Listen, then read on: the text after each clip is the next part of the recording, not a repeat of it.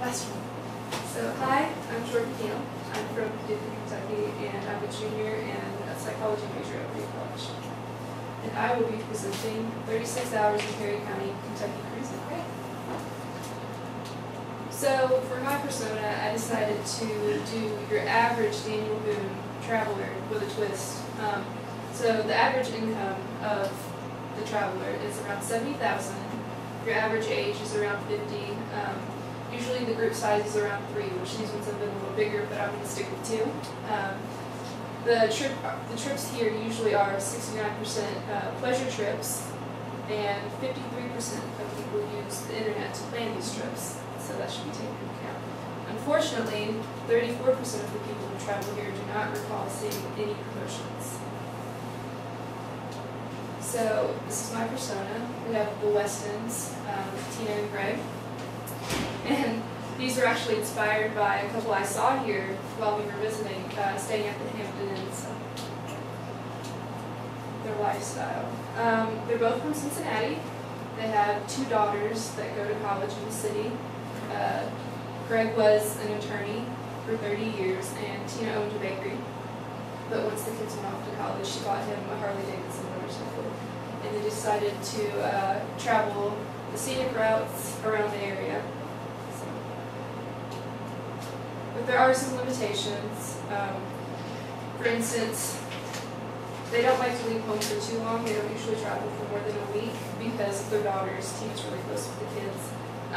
Also, they usually travel with really light, and they so usually they don't know where they're going till they get there. If that makes any sense. And once they get there, they'll find the tourism office, get brochures, things like that. So there's not a lot of pre-planning. But Tina does make a few guidelines. She doesn't like fast food, and she won't stay in a city hotel. So there's a few things.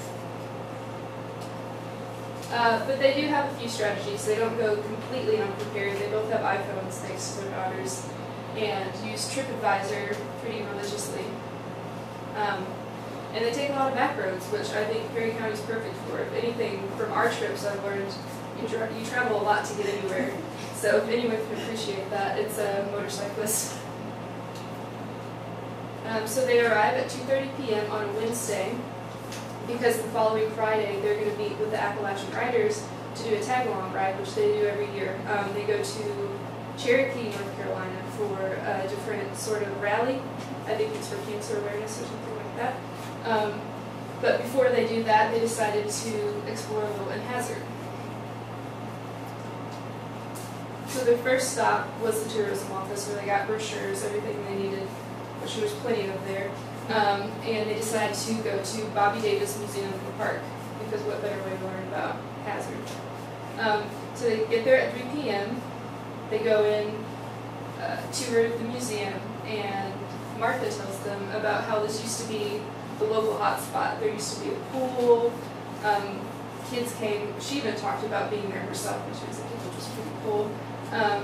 And there's an herb garden, and they walk the trails in the back. So it was pretty enjoyable. And after that, they go to Pie Cakes, which we've talked a bit about already, to try the Orange Crush Cupcake, which, like I said, Tina's had her own bakery, and she was a little skeptical. But they were pretty impressed. So you've seen this page, but it's pretty cool. They have 1,000 likes. They haven't even been in business that long. I think it's been a year. So, and it's 2 sisters, I believe, that are doing it. It's pretty cool. And every day, or close to every day, they try to put their specials in a post. And as we said, being active helps. At 4:30 p.m., they stop by the Peace Garden, which is by the river in downtown Hazard.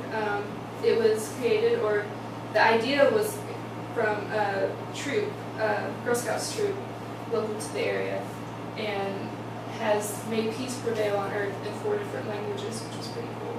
And we're pretty proud of that around here, I've noticed. So. At 5 o'clock p.m., we stop by the Mother Goose House, which is probably the best advertised attraction here in Hazard. So you have to see it. The headlights, they learn, are made, or the eyes are made from headlights from cars, and the windows are shaped like eggs. So it's pretty neat. And Oprah's been here apparently.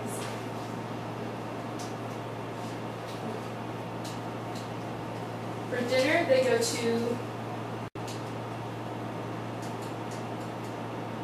the Dukes of Hazzard Steakhouse. This is also new here. And Greg has the catfish and steak for dinner. And was pretty impressed. And as I said before, Tina's a little picky about hotels, so they stick with what they know and stay at the Hampton Inn.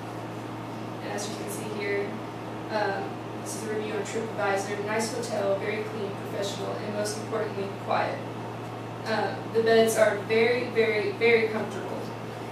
So you have to go there after a review like that. And here's their TripAdvisor page. If you notice, they're ranked #1 in Hazard for hotels and have 19 reviews of excellent, 10 for very good.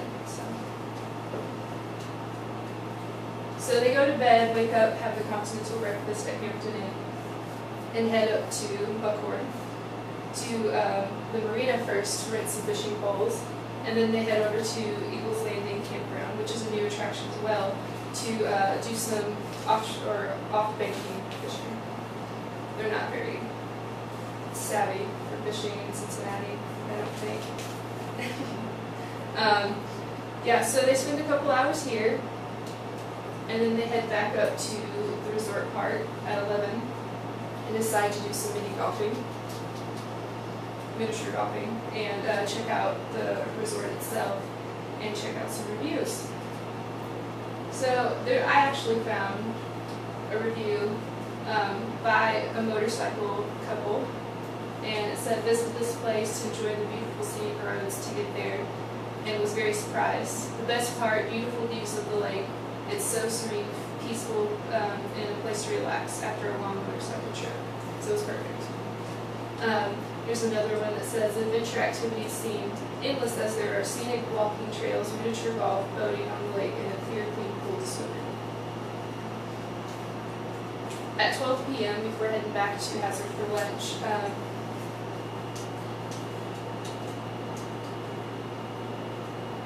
they stop at Buckhorn Lake Presbyterian Church, which is a historic scene in Kentucky. They have a place marked, and they don't get to go inside. No one dropped off the key for them, but they do check out the outside, and it's very beautiful, and are very impressed.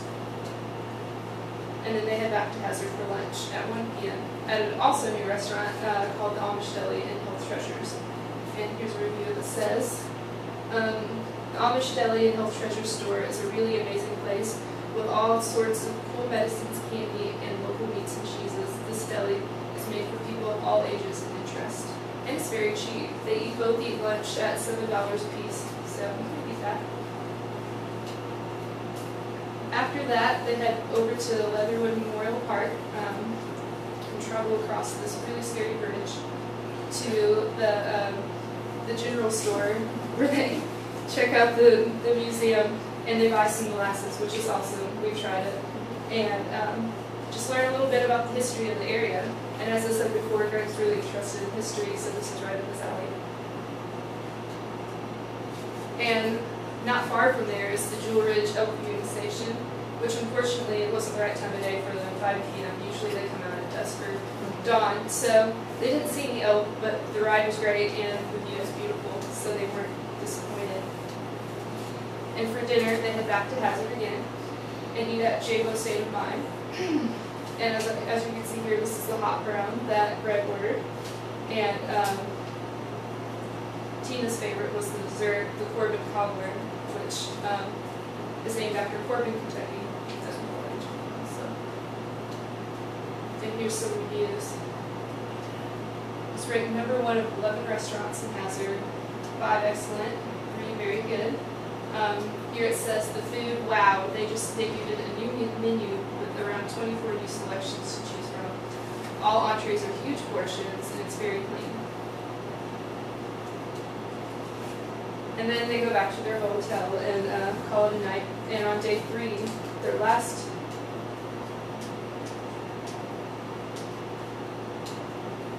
stop is the Eversole Cabin, which is the oldest, I think it's the oldest structure in Berea County. So it's a pretty neat place. And there's some more interesting things to see, because oddly you can just walk up on the porch, which is pretty neat. Usually for older things you don't get to do that, so they were pretty interested in that. They have signs, no peeing off the front porch. And on the back it's just covered with nets, walnuts, so it's pretty cool. And then after that, they meet the Appalachian Riders at 12:30 and depart for their next leg of the route to North Carolina. So after they return home from the rally, they upload multiple pictures to Facebook, write reviews on their food and lodging. They told their friends about their trip and gave away their brochures. And they planned another trip to Hazard for the Cherokee Rally again. So, and then just to wrap this up, again, 3 ways to apply this knowledge. Encourage the use of social media, which we talked a lot about. Recognize the personas you attract.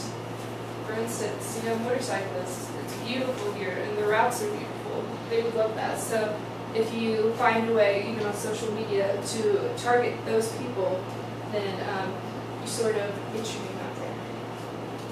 And then third, work with your neighbors. The counties here are small, so maybe there's not enough attractions for a certain persona, but if you get together with other or CRAD counties, then you might have more to share and create.